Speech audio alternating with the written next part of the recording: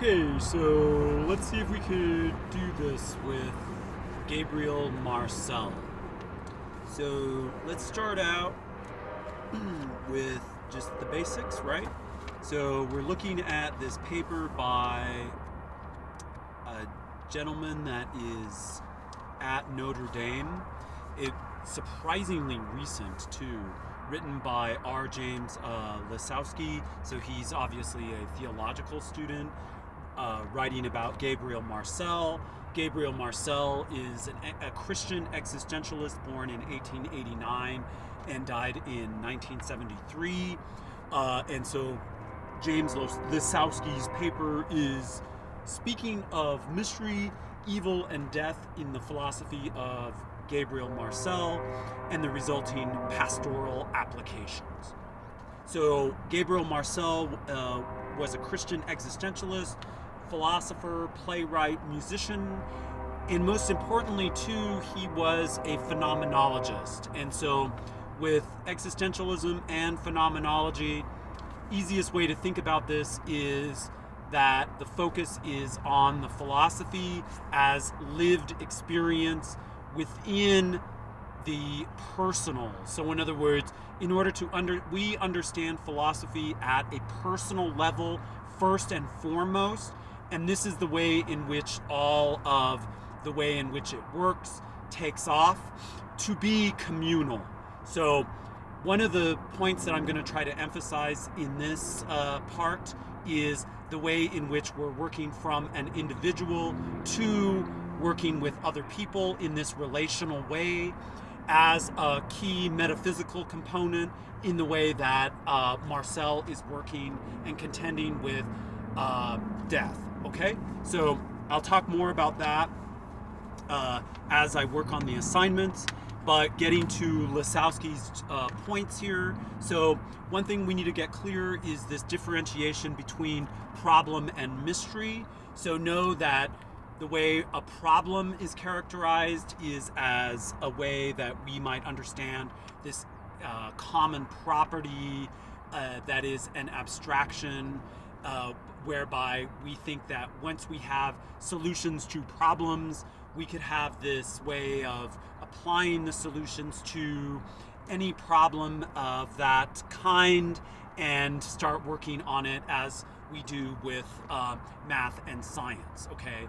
And so know that this is a way that he's working that is different from this, to be something whereby Marcel is favoring, instead of thinking of such things as evil and death as problems, or like the problem of evil and the problem of death, what we're more wanting to see evil and death as are mysteries, okay? And so this way of thinking of mysteries, then he thinks, is a way that we're keying into more this idea of lived experience, okay? So in other words, if we're thinking about evil, for example, we don't want to see it, we want to see it less as a problem to be defined and more as a mystery to be understood within the context of my lived experience, within the context of your lived experience, within the context of our shared experience, but not as an absolute entity living above and beyond our experience, okay? So it's only understood within our experience, but not understood as this general absolute abstraction that hovers over us, okay? Just in the same way that we can't understand good that way either, okay? So in other words, we can take faith that evil to be overcome with grace, okay? So in other words, evil announces death as a way that to get into this question, why is it that the experience of death as evil tempts us into despair? So in other words, we have the temptation of despair because death seems to snatch people away from us. It tends to snatch, we see it as unfortunate when one dies. And we see it as evil because of this unfortunate way in which it just seems to happen upon people, or it happens upon us unexpectedly, for example, at times, right? And so the prospect of evil reduces us to objects, and furthermore as objects that are only to be reduced as problems. So in other words, even evil itself can be understood as an objectification of people, and then likewise an objectifying of ourselves and our problems. Okay, so in other words, when we objectify other people and when we objectify ourselves, we could start thinking of something that looks like evil. Okay, and so that's a problem, because we need to see these things as mysteries that are understood in lived experience for Marcel. Okay, because death is a problem that can never be fixed, right? Death is troubling less in the general and more in the personal. Okay, so in other words, the way in which we contend with death is at this personal lived experience. So we think of my death, we worry over our deaths, we worry over the deaths of our loved ones, of our family members, over the loss of life that I have as a personally lived experience, right? So we feel betrayed over the loss that we can't see as a mere problem to be solved, right? So thinking of it as a mere problem to be solved reduces it to something that looks like evil, right? Because what we're really thinking about is that our lived experience goes beyond just a problem that has a one-size-fits-all solution, right? So rather than focusing on the physical absence of death, right, as a problem, we should focus on the relational metaphysical bond of love that is shared. So in other words, love as a shared experience becomes a communion between two people, right? And so that's what we are afraid of losing when we are fearing and despairing over death and problematizing death, okay? Whereas what we should be emphasizing is that communal experience is something that lives on in spite of death. So even when we die, we still have experiences of the loved ones that we shared when they were alive, right? So in other words, we don't think of we don't want to think of death as just merely someone's physical presence leaving. So instead, we're thinking of the mystery of death to be where we see that when their physical presence is gone, we still have the mystery of their life living with us in the experiences that we've had with them. So in other words, a recognition of death and evil as mysteries rather than as mere problems, right? So in other words, to say that I love you to someone in life is to suggest that there's a going beyond of just the physical, right? You never want to tell someone that you just love them for their physical selves. You're suggesting that when you love someone, you love them beyond the physical. So that's already a promise that I will love you beyond death, right? So think about it that way, that our relations extend beyond death in the way that we understand love itself, right?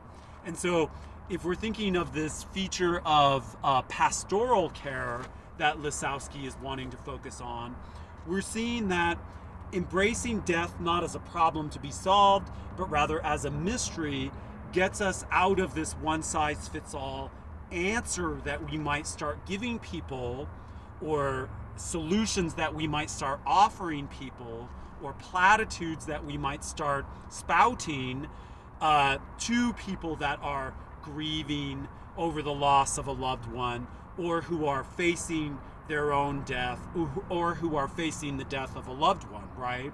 So in other words, as a professional, and in this case a pastor, but even as healthcare professionals, You don't want to reduce the person's dying to be just a mere problem where, oh, I have an easy solution for you. Here it is. I have an easy platitude for you. Rather, what Lisowski is pointing out is that if the person who is helping is more in a position of availability, that's what the person who is helping wants to focus on, is being more available to those they are helping. So this idea of availability becomes philosophical in the sense that you're contending yourself with the mystery of death. So the person that wants to help someone else contend with death also has to contend with death themselves. Not to be just a mere problem that they have easy answer for, but that they understand as a mystery. And so when you are understanding that as a mystery to be contended with in life as experienced, then you could become more available to help people. And so that availability, as Lisowski is showing, has to do with working together and showing that the relationship of help is working together. And likewise, that togetherness is then to emphasize listening and caring and responsiveness rather than, here I have an answer for you. This is the way that you're going to understand your death and your mortality. This is how you're going to understand a way to deal with your loved one's death here, right? More, I'm listening to you. I could feel your pain. I could witness your emotion. This is a unique situation. This is a personal situation that I myself am going through. And so likewise, I want to show you that this lived experience is something that goes beyond the physical, okay? So that key word there is beyond. So the beyond there is something that love is understood, right, with, in the sense that when we say that we love someone, we're suggesting love goes beyond the physical. That beyond is something that also goes beyond life as well. That, in other words, it goes beyond just the physical life. So in other words, when we're helping people in the grieving process and leading up to death, he's suggesting that Marcel is showing us the in by way of listening and by way of availability, and then also as a shared experience. So this is something that you're sharing with the person that you're helping in a unique way. Not everyone's death experience is going to be the same. Not everyone's family members are going to be the same. Not all of your answers are going to be the same. Not all problems are the same. So this shouldn't trick us into thinking that this is relativism, but rather that it's a shared experience that we're all having, whereby we could start recognizing a better way has to do with caring and availability, and also an emphasis on lived experience that goes beyond death itself, right?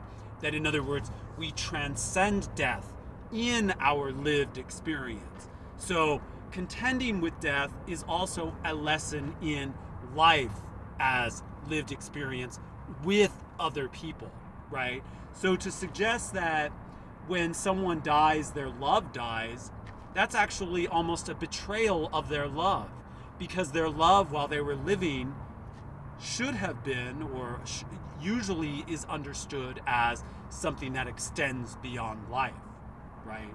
So that's why despairing over the loss of the physical body is helping us understand that, well, if we don't see it as a mystery and rather simply as a problem, then we think that we could have a single answer or a one-size-fits-all solution, and we don't. So I think that helps us get to a better understanding of Marcel's grappling with death and evil as a mystery. So thank you.